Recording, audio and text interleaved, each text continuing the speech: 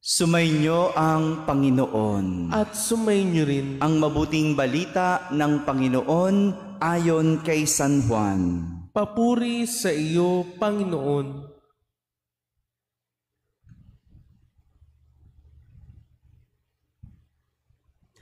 Noong panahong iyon, si Jesus ay tumingala sa langit, nanalangin at ang wika, Amang banal, ingatan mo sila sa pamamagitan ng kapangyarihan ng iyong pangalan.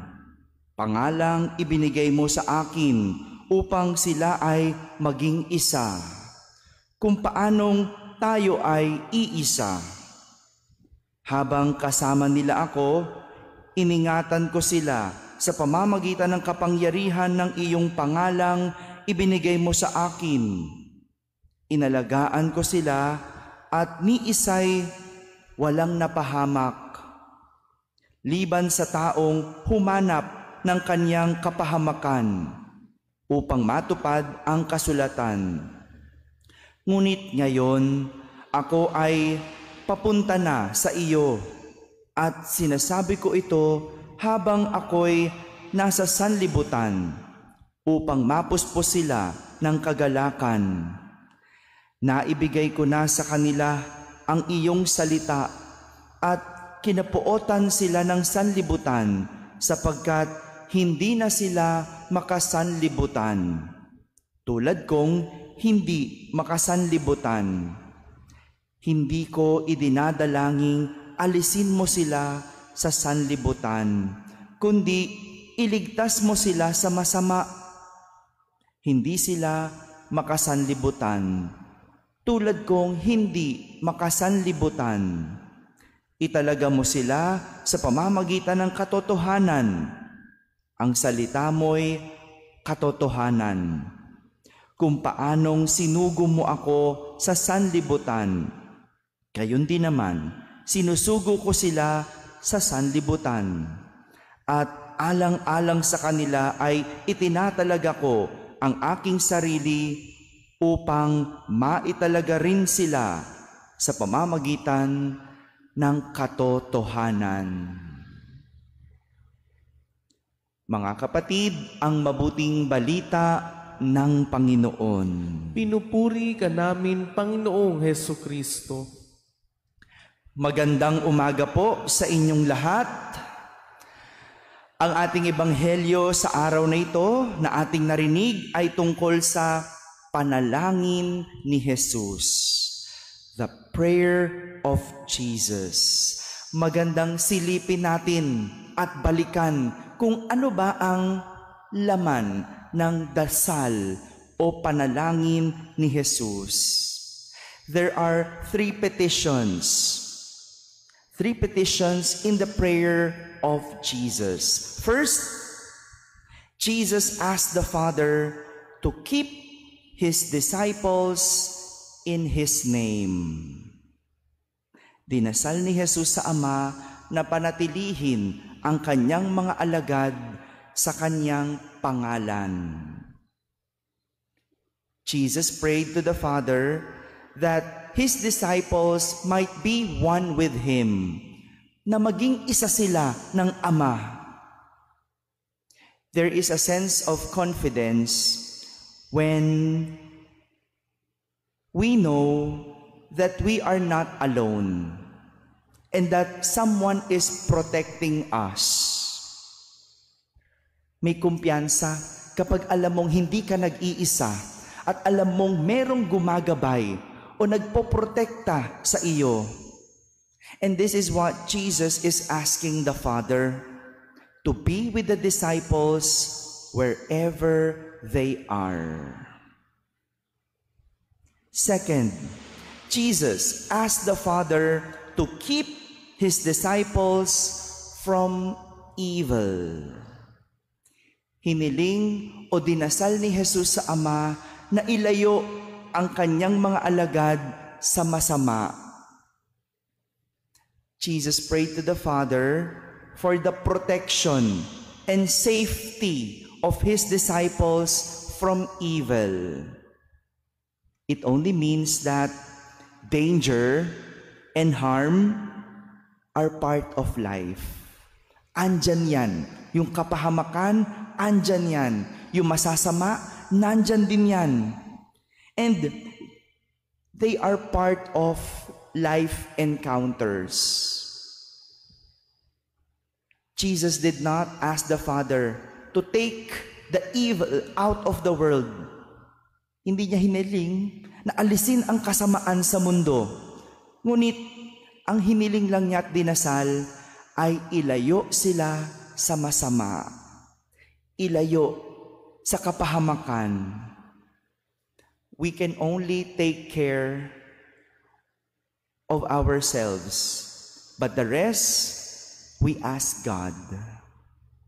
Maaalagaan natin ang ating mga sarili. Pero ang mga hindi natin makokontrola, itinataas na natin sa Diyos. At panghuli, pangatlo, Jesus asked the Father to consecrate His disciples to the truth. Dinasal ni Jesus sa Ama na italaga ang kanyang mga alagad sa katotohanan. Jesus prayed to the Father that His words may always be the guide of His disciples. Only in God's words we can find the truth. Hiniling niya, dinasal niya na ang salita ng Diyos ang maging gabay, pamantayan sa buhay ng kanyang mga alagad. Yung salita ng Diyos, yan yung ating gabay at magiging pamantayan sa buhay. Sa lahat ng ito, looking at Jesus' petition, it only shows that prayer is not a plea for an easy life. Hindi ito hinaing para magkaroon ng magaang na buhay, madaling buhay. But prayer is a plea for God's providence. It is not a means to escape the struggles and trials of life, but a way to face with them the help of God. Ito ay hindi pagtakas sa mga pagsubok sa buhay. Minsan pag nagdasal tayo, gusto mong tumakas eh. Gusto mong alisin yung paghihirap. Gusto mong tanggalin yung pinagdadaanan mo. Hindi ganyan ang panalangin. Dahil ang panalangin ay paraan natin harapin ang pagsubok na kasama ang Diyos. Kasama ang Diyos. Sa tulong ng Diyos. Most of us, when we pray, we think of convenience rather than efficiency. Gusto mo lang tapusin na ng Diyos yung pagsubok sa halip na harapin yung pagsubok. Maging matatag sa pagsubok. Dinadasal natin tanggalin yung problema kaysa hanapan ng solusyon ang problema. Kaya magandang tignan po yung laman ng ating mga sariling panalangin. Anong laman ng iyong dasal? Ito ba ay paraan para tayo ay tumatag? O daan natin para tayo ay maging tamad? Kapag medical na, no, nagdadasal, nagsisimba, no? Kasi Lord, sana walang makitang sakit sa akin. Yun ang dasal. Ganon magdasal. Pero, yun ang gusto natin. That's convenience. Pero, hindi ka naman healthy. Hindi ka kumakain ng maayos. May bisyo ka naman. Pero gusto mo tanggalin ang sakit. Walang makitang sakit. You see the difference? Parang may mali. Ayaw mong may problema, pero ikaw ang sanhi ng problema. Hindi ka marunong magpasensya. Look at our prayer.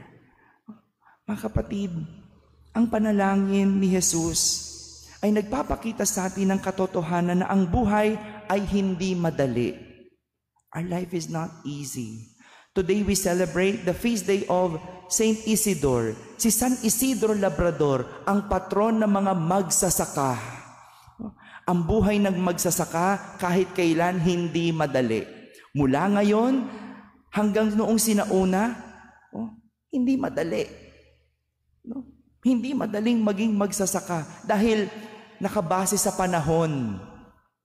Sa bagyo, sa init, sa panahon nakabase ang kanilang kabuhayan. Sinong nakakakontrol nun? Ang Diyos. Pero si Saint Isidore, sa kabila ng hirap ng buhay, hindi nagdasal ng maging madali ang kanyang buhay. Hinarap niya ang hirap. Magsaka, mahirap. Araw-araw, nagsisimba si Saint Isidore bago magsaka. Si Saint Isidore, hindi naman siya may-ari ng kanyang lupa. Trabahador lang siya. At may kwento pa na tuwing malilate na si Saint Isidore sa kanyang pagtatanim. Malilate dahil nagsimba. Nakikita na may anghel na nagtatrabaho muna para sa kanya. Kasi papagalitan siya nung amo niya. Pero look at that. Bakit? Kasi Saint Isidore, hindi niya inalis ang panalangin araw-araw para siya'y matulungan sa buhay. Maring ganun din sa atin. Yung mga araw-araw na nagsisimba, medyo nalilate sa opisina. Pag magagalit na yung inyong mga boss, sabi mo, Sir, Ma'am, nagsimba po ako. Pinagdasal ko po kayo. Tingnan mo, hindi magagalit yan. And at the same time, ang gaang ng buhay. Para kang tinutulungan sa buhay. Ginagabayan ka sa buhay. This is what prayer is about. Prayer shows us the reality that life is not easy. But prayer teaches us to live in piety despite of difficulty. Ang panalangin ay nagpapakita ng katotohanan na ang buhay ay hindi madali. Ngunit ang panalangin ay nagtuturo sa atin kung paano mamuhay sa kabanalan sa kabila ng kahirapan. Amen.